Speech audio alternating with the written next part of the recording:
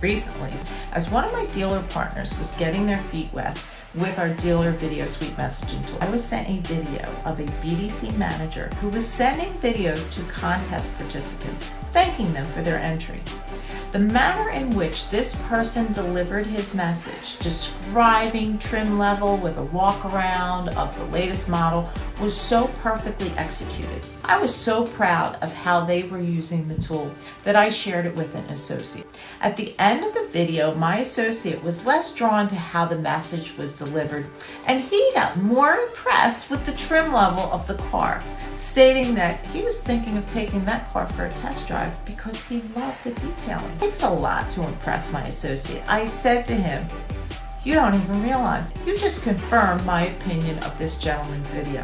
He did such a great job that you're now in the market for a new car." This indirect way of presenting the dealer's merchandise was enough to persuade my associate into considering a vehicle he wasn't even remotely shopping for to begin with. In the end, to stay ahead, above all, that you must be open to anything that will help you win. Reach out.